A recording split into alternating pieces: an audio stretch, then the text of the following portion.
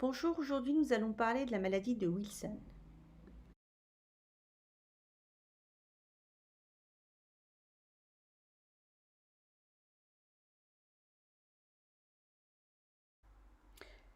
La maladie de Wilson est une maladie rare. C'est une maladie métabolique due à une accumulation toxique de cuivre dans l'organisme.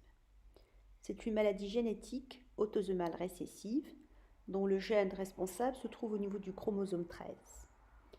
Les manifestations sont initialement hépatiques, mais les symptômes peuvent être multiples et graves. Le traitement est un traitement qui doit être précoce et c'est un traitement à vie. Le cuivre est un métal qui est essentiel à la vie. Une alimentation saine apporte en moyenne 2 mg de cuivre par jour. Environ 25% de cet apport ne sera pas absorbé et sera directement éliminé dans les selles. Environ 50% sera absorbé dans une protéine appelée métallothionéine et ce complexe est éventuellement éliminé dans les selles. Et environ 25% est transporté jusqu'au foie, incorporé dans une protéine dite céruloplasmine ou sécrétée par la bile. La majorité du cuivre dans le foie est éliminée par la bile, moins de 5% circulera sous forme libre dans le sang et moins de 5% sera éliminé dans les urines. Et ces formes-là pourront être dosées par la cuprémie et par la cuprurie. Sur cette diapositive, vous voyez le modèle amaïde de Wilson. L'absorption du cuivre est normale. Le cuivre est transporté jusqu'au foie, mais il n'est pas incorporé dans la céruloplasmine ni éliminé dans la bile. L'élimination du cuivre dans la bile va diminuer et l'augmentation de la concentration du cuivre dans les hépatocytes va entraîner une surcharge du cuivre dans le sang. L'augmentation du cuivre dans le sang va entraîner une surcharge du cuivre dans les urines et l'élimination du cuivre dans les selles va diminuer.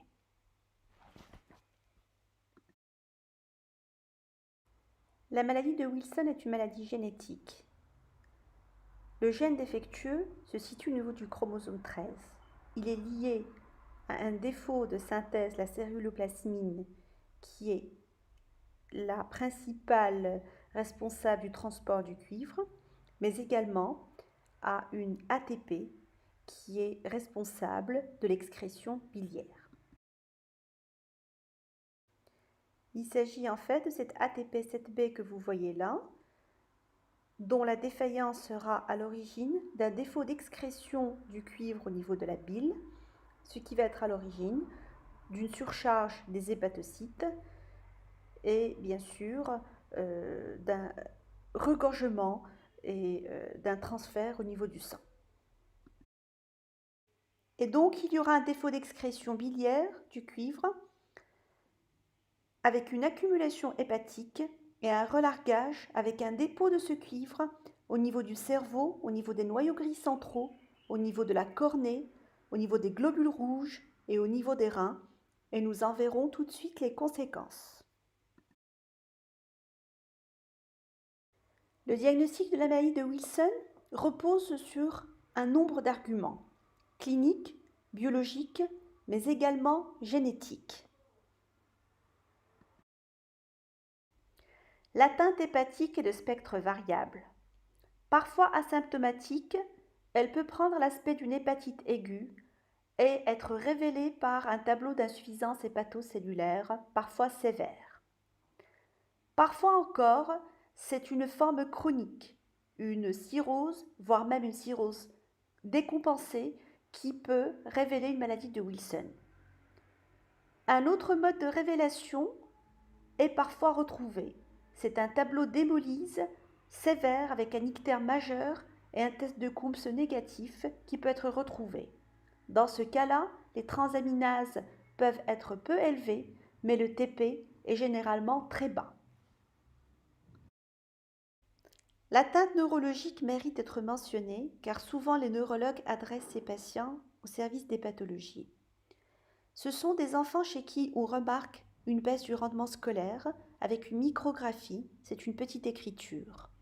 On peut noter également un syndrome extrapyramidal avec des tremblements au repos, une akinésie qui est, comme vous le savez, une raréfaction de l'activité motrice, une difficulté à l'initiation du mouvement et une hypertonie avec une rigidité. On peut remarquer également une dysarthrie un trouble d'élocution et parfois une simple dépression peut être révélatrice d'une maladie de Wilson. D'autres anomalies peuvent être révélatrices secondaires au dépôt du cuivre, l'hémolyse importante dont j'ai parlé tout à l'heure, des douleurs articulaires ou bien ce qu'on appelle un anneau de Kayser-Fleischer qui est secondaire à un dépôt de cuivre au niveau de la cornée et qu'on va voir tout de suite.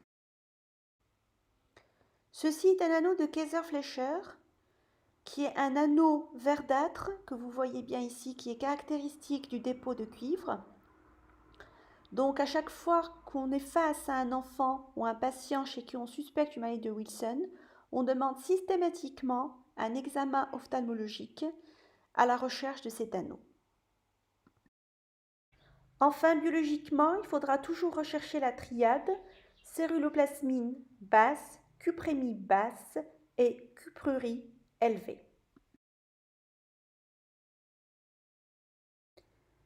Les tests génétiques ne sont pas systématiques, mais ils ont un intérêt majeur dans les dépistages dans la fratrie pour détecter les cas présymptomatiques et initier un diagnostic précoce.